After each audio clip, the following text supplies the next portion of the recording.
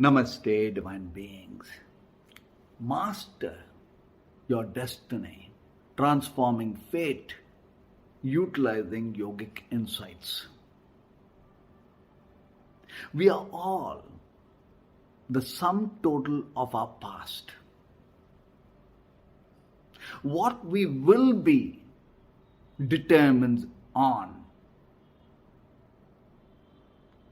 how we work the now. Let me begin with the story of Mother India.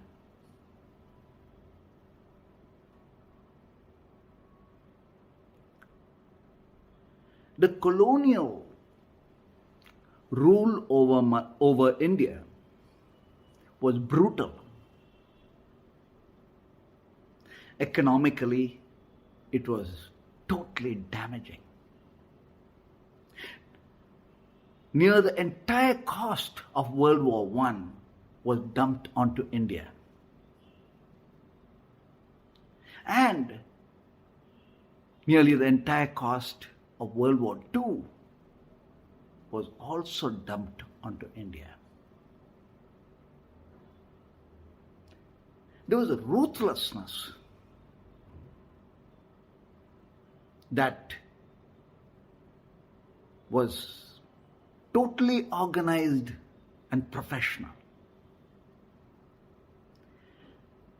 Freedom fighters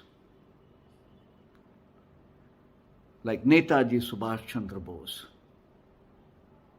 and so many others who gave their lives for the nation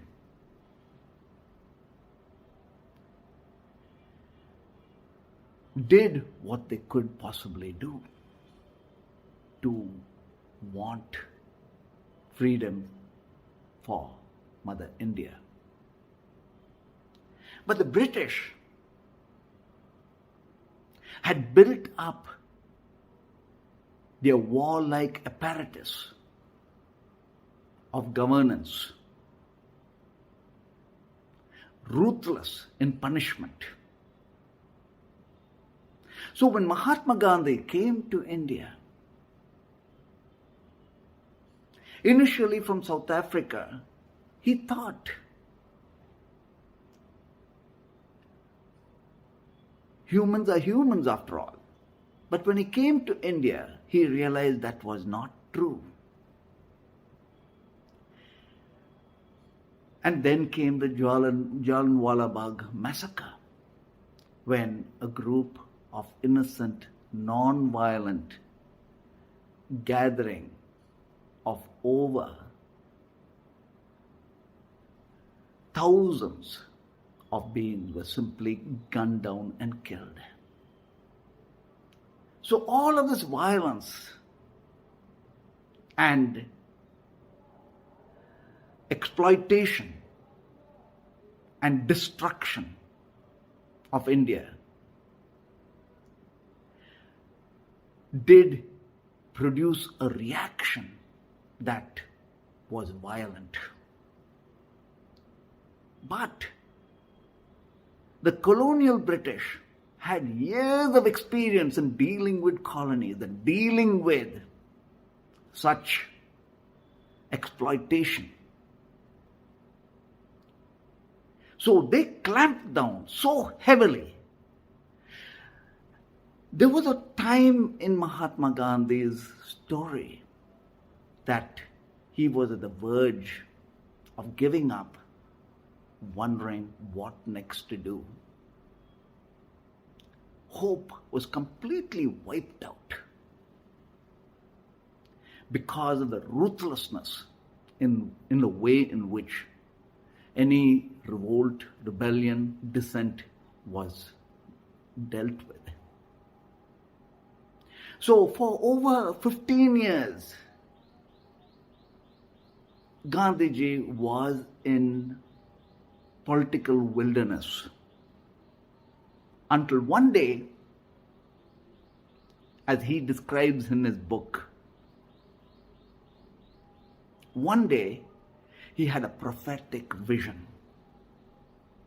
the vision of the Salt March. the vision of the Satyagraha movement.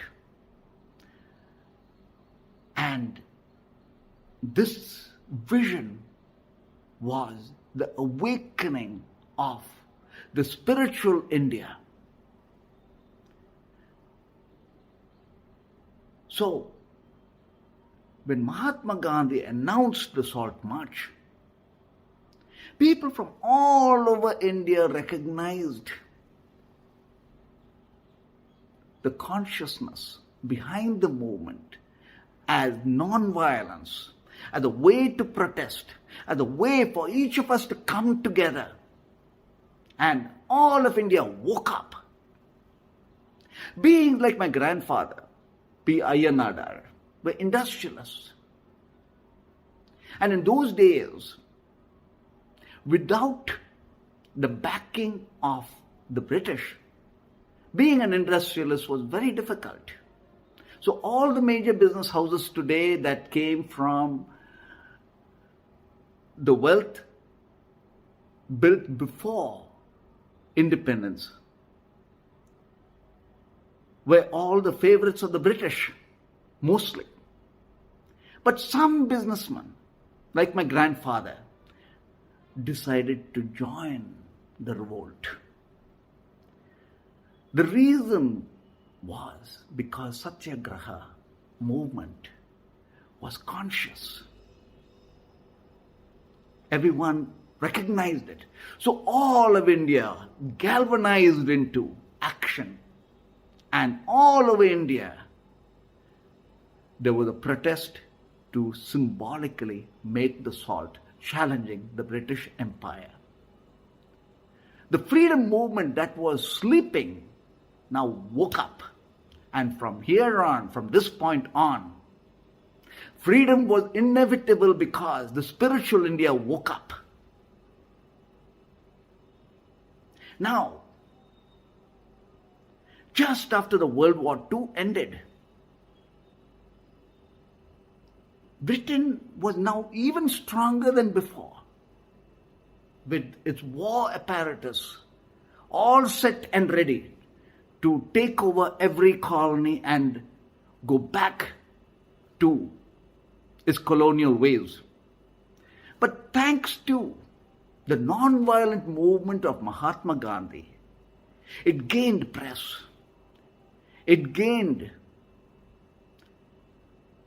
admiration and love and respect from all over the world, especially America. So, the American president made it clear to the British Prime Minister that it is not ethical to continue with its colonialism. And because the spiritual India had woken up to clearly set moral high grounds as to why they cannot be colonial masters anymore, made England let go of its colony without bloodshed, without further exploitation. Thanks to the fact that India had woken up to its spiritual essence, India didn't collapse like Pakistan, and Indian minorities thrive. And in a nation as India, the spiritual mother India, we became the master of our destiny.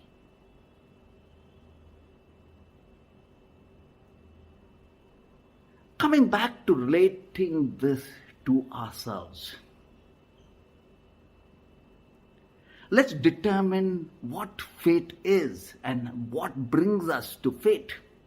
The first is, we are the karmic imprints of all the many lifetimes coming to the now. The sum total of all the many lifetimes. We are also that which generates karma knowingly and unknowingly.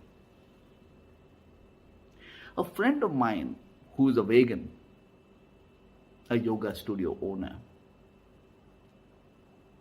had a pug, a little dog, and she grew it up giving it vegan food.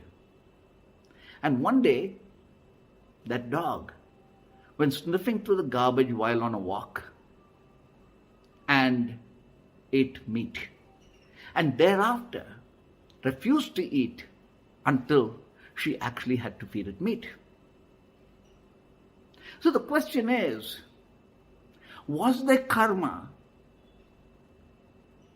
for her not feeding the dog meat? Was there karma for her having bought the meat to feed the dog? This is how life is in terms of karmic accruals. Our very experience generates karma in its own forms. Repeat and repeat. The next is curse and hate we generate becomes a karmic pattern, becomes a part of our karma. For instance, you have all the wealth in the world and you see a beggar and you are not able to give that beggar that bit. In the beggar's mind, there is an energy field of exchange where one day our experience could be that of a beggar having to be in the receiving end of hoping to receive. So karma is that which actually happens all the time when we are in the experience from the mind and from the layers of reality. Then another dimension is we are all a package of destiny aligning to the uniqueness of our birth in time and all of the cosmology in play, which is called astrology. There is truth in astrology. Nearly all Indian weddings are conducted after matching the horoscope as astrology. In other words, there is a level of fate that is within each set. And then there is the ancestral family karma that we carry as a baggage, as blessings or as curse. Now, all of this as fate can be negated and transformed. All of our weakness and pains and threat of fate can be transformed and transmuted into opportunity, into blessings, into the greater gifts of life. When we understand we can be the masters of our destiny. The very first step to master destiny is to enlight the core within us, to awaken to being the spirit. When we light the core within us,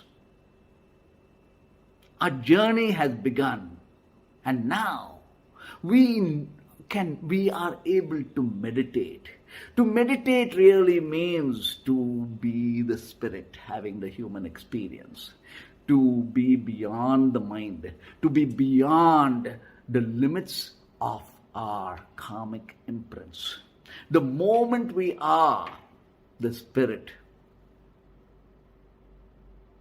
we now are not entrapped by the karmic imprints of our mind and body. The second dimension is the power of thoughts. When there is wisdom, we are like an eagle flying all the way above the limits of existence. Every thought of ours in awareness from goodness generates dharma, generates the light that negates darkness, generates the blessings that overcomes limitations. So, what does this mean to generate positive thoughts? Just before eating, make a small prayer. Offer by your mind an intent, the food to feed all the hungry. If possible to do good, do good. Every thought, let it be how to be the blessings of everyone. Every thought, climb up to the grandness of oneness, to understand ourselves in service of all others. Every thought, know that we are here in the highest purpose of being the angelic beings in the human. When we have transformed our thoughts to wisdom, now we are dissolving away fate and allowing ourselves to becoming the master of our destiny. The next dimension is the grace of our Guru. There is the higher vibratory energies, blessings from beings who are awake. When you are in the presence of an enlightened being, all of the karmic impediments and imprints dissolve away. This is why Christ mentions, come to me, I will remove your sins, I will dissolve your sins. This is the reason why the Guru's energy is powerful. The Guru means the one who dispels darkness. That darkness is the karmic imprints. To be with Guru's grace means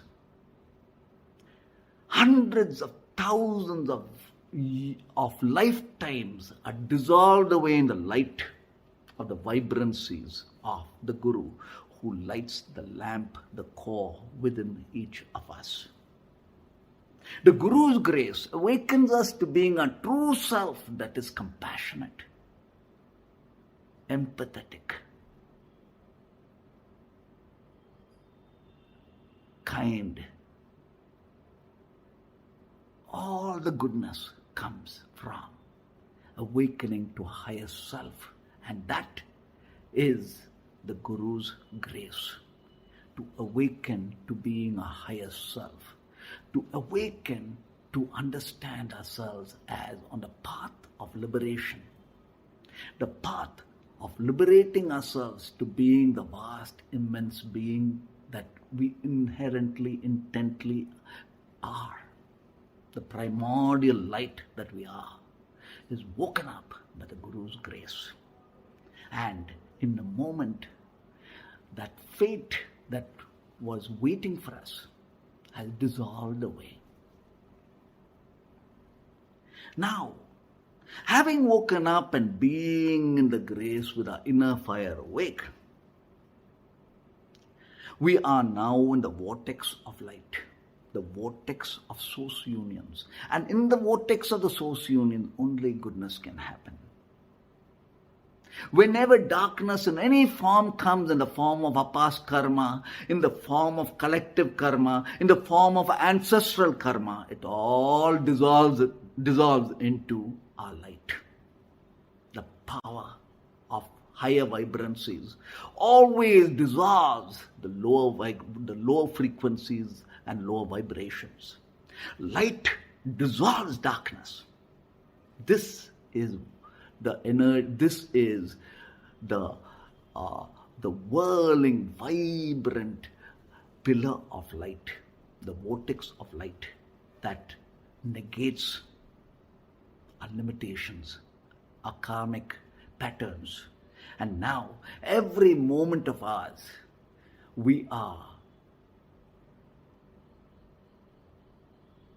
the empowered consciousness that is seeing its highest self, highest purpose. We've taken birth to awaken to be the angelic being, to complete our heart's work. And that heart's work, the innermost, highest calling, sets us free, sets us to be the master of our destiny. Now, we realize another power, a power that is beyond anything that we can even imagine. This is the power of tapas. Mother India is a land of tapas. All the sages in their meditative mode are in tapas, the inner fire lit. The inner fire lit for days and months and years and lifetimes. The I has become the we. Tapas is an energy force that makes every impossible possible. When Mahatma Gandhi woke up the spiritual India, he was summoning the power of India's tapas. All the sage energies came together. All of the realized masters of the past, being in the now, is the power of many as one, the power of tapas, the inner fire of each of us being awake. Now, we know energy. We align to blessings. We are always at the receiving end of grace. So, we seek the blessings of all. Anybody gives us blessings, it enhances our destiny. And one of the sure ways that all sages of Mother India mention to attain the highest blessing is to feed the hungry. Our Guruji Rajaswami fed over 10 to 15 million people. And in the process, attained the empowerments of all forms of consciousness. The concept of feeding the hungry comes from the dimension of understanding our body as made of food.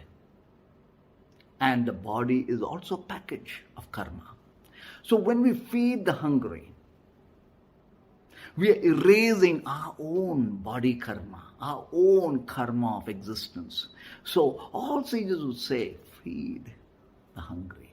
This is why in all weddings all across the globe, we call for everyone to come together and feed them, because when the stomach is full, there is a blessing to the one who gave it food.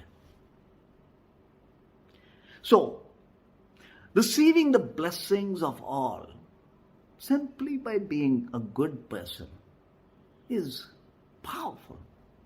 Feed the hungry. That's even more beautiful from the subtle level of transforming our karma to dharma, our fate to greater, grander destiny. And now,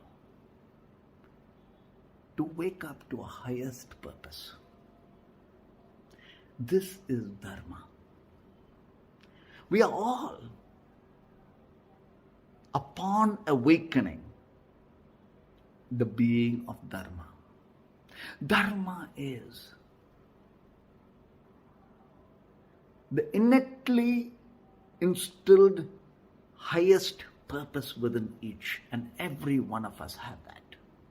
When we have woken up to our highest purpose, all our genius shines. All of the universe collaborates to allow us as our heart sings.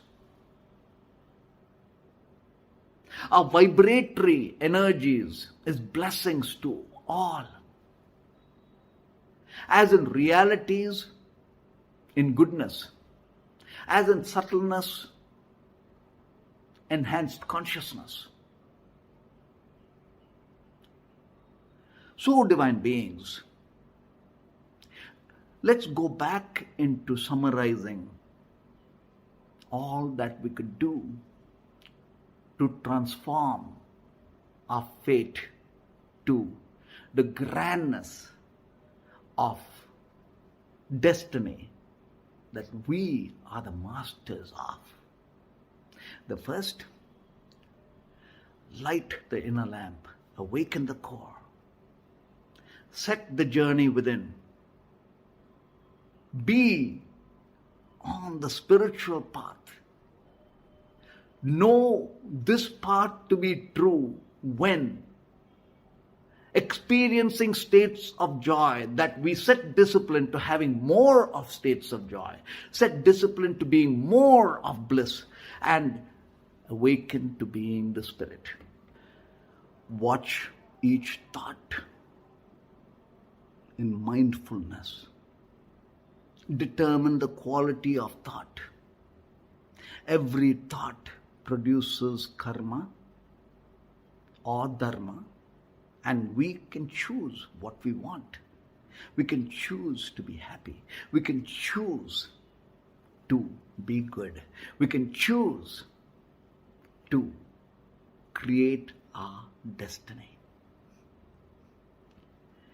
Then is the intent and action of dharma to negate karma, as in goodness, as in doings. Then is the Guru's grace, the masters who transform us, who set alight our inner Guru, who set us alight on a journey to realizing our supreme self, our liberated spirit.